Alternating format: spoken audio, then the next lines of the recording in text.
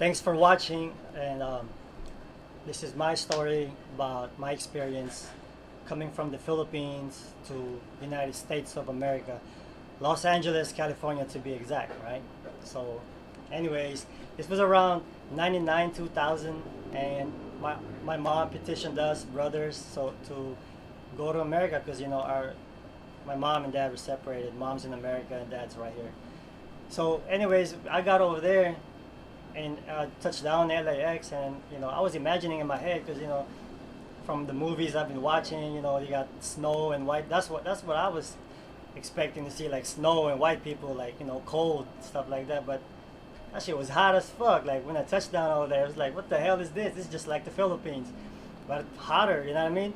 And uh, all kinds of people in there. You know what I mean? Like blacks, Mexicans. It was all mixed up.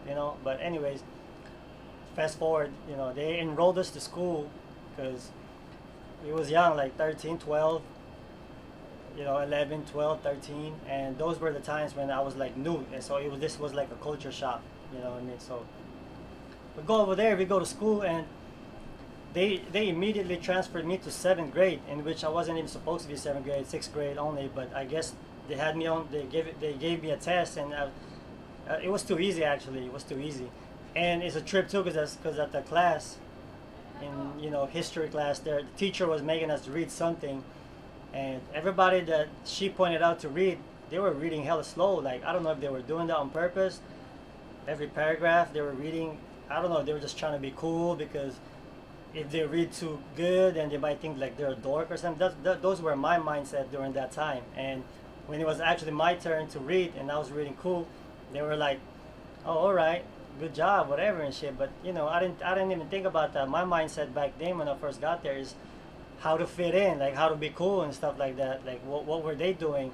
At first, I even had the haircut, the one that goes like this, because that's what was cool in the Philippines back then. But when I got there, it's a whole different world and shit, right? So, anyways, um, I try to copy. I try to do what the other kids was doing, and you got your um, skaters. You got your those were like the skaters, the dorks, like people on the side just doing their skateboarding thing, and then you got your pretty boy, transition to a pretty boy. I did all that too. The pretty boys when they're like pluck their eyebrows and stuff like that. These are dudes, and they got all kinds of hairstyle. Name it, you know what I mean? To those who can relate, they got the bangs, they got the duck tail, they got the rat tail, they got all that shit. I was doing all that, and then from there, you got your party crew. This party crews, they're like taggers, tag bangers. They're like wannabe gang members. You know what I mean? They're just like wannabes and shit.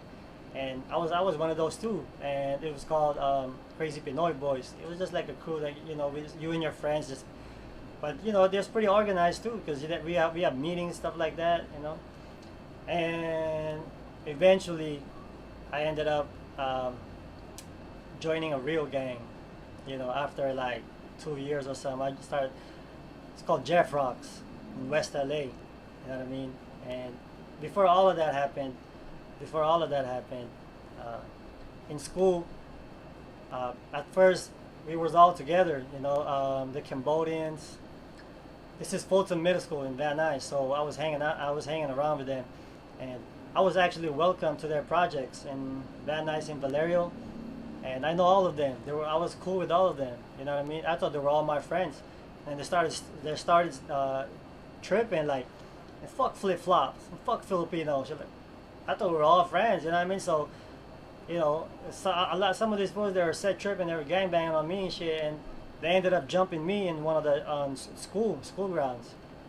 Cause, come on, you know what I mean? I'm Pinoy, you know what I mean? Anyways, I was fighting two of them at one time. I think it was Babyface. He got life now in prison and shit. And then Dopey, it's a dropout, you know what I mean? So they were jumping me, and then my girl was trying to stop it, and then uh, security guard came. The security guard, the little Mexican security guard, told me, "Hey, those fools are punks. Well, why do you gotta jump you for, man? You know what I mean? It is what it is." But that's where I ended up finding my own peoples, my own folks. This is how the streets are. This is the street mentality. You got your own folks. In the streets, it's a whole different ball game because in the streets, come on, this is the streets. Anything goes. You know what I mean? In the streets, you got you got straps. You know, you got straps, you got weapons, you got everything. It doesn't matter if you're like the skinniest, smallest person in the streets.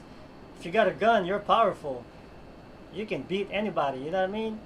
And imagine during those times, doing whatever was cool. I was doing everything. You name it.